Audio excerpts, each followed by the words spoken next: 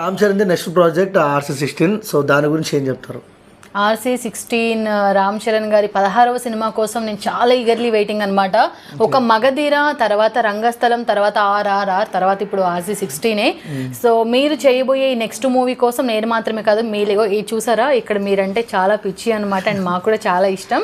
So ఇలాంటి fans అందరూ కూడా వెయిట్ చేస్తూ ఉన్నారు. అండ్ బుచ్చిబాబు గారి కాంబినేషన్లో అని అంటే ఇంకా మాటలు లేవు, ఎందుకంటే ఫస్ట్ మూవీ ఉపెన మూవీకే మొత్తం తెలుగు ఇండస్ట్రీని ఇట్లా కుదిపేశారు, 100 కోట్లు. కానీ ఇప్పుడు 4 years రాశారంట స్టోరీ. 4 years రాశారంటే అందులో ఎంత స్టఫ్ ఉంటుంది నాకు తెలిసి చాలా బాగుంటుంది మూవీ. అండ్ హీరోయిన్ కూడా జాన్వి అని చెప్తున్నారు. మనకు అప్పట్లో ఆ శ్రీదేవి గారు, ఇప్పట్లో ఈ శ్రీదేవి అలియాస్ మన జాన్వి గారు, వీళ్ళిద్దరు కాంబినేషన్లో వస్తుంది కాబట్టి.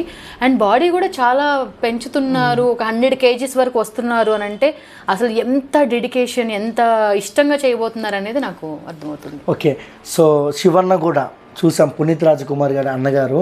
సో ఆయన కూడా RC16లో చేయడం జరుగుతుంది. సో ఎలా అనిపిస్తుంది అక్క మీకు? అంటే ఒక టాలీవుడ్ మాత్రమే కాదు, బాలీవుడ్ నుంచి హాలీవుడ్ నుంచి అందరూ కలిపి ఒక సినిమాలో మనకి ఎంటర్టైన్ చేయడానికి రెడీగా ఉన్నారు కదా. ఇంకా వెయిట్ చేయడమే, ఇంకా చెప్పడానికి ఏమీ లేదు.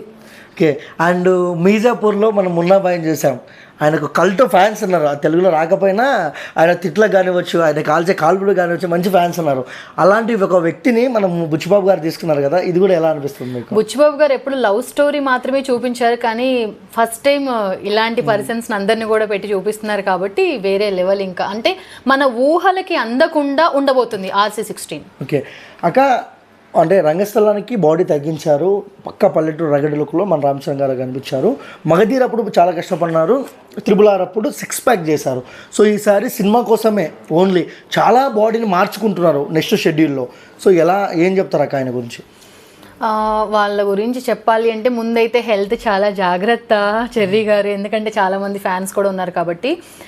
చాలామంది బయట లైఫ్లో అంటే రియల్ లైఫ్లో ఏది చేసినా కూడా వాళ్ళ పర్సనల్గా చేస్తారు, కానీ రియల్ లైఫ్లో మన కోసం, మనందరిని ఎంటర్టైన్ చేయడం కోసం, మనందరికీ ఒక మంచి సినిమాని అందించడం కోసం, ఒక మంచి మెసేజ్ని అందించడం కోసం వాళ్ళు వాళ్ళ బాడీని కూడా అలా మార్చుకుంటున్నారు. అంటే హెల్త్ ఎఫెక్ట్ అవుతుందని తెలిసి కూడా చేస్తున్నారు. అంటే ఒకవైపు సినిమా మీద ఉన్న ప్యాషన్, ఒకవైపు తన అభిమానులు ఎదురు చూస్తూ ఉంటారు కాబట్టి సో వాళ్ళు ఎంతవరకైనా చేయడానికి రెడీగా ఉన్నారు. లాస్ట్ బర్త్డే విషయం చెప్పేసి. హలో చెర్రీ గారు, రామ్ చరణ్ గారు, I wish you many more happy returns of the day. ఇలాంటి బెస్ట్ బర్త్డే సెలబ్రేషన్స్ ఇంకా మరెన్నో హ్యాపీగా సెలబ్రేట్ చేసుకోవాలని మనస్ఫూర్తిగా కోరుకుంటూ మీ ఫ్యాన్స్ అందరి తరపు నుంచి, NTR fans and Ram Charan గారి ఫ్యాన్స్. Happy birthday Charan.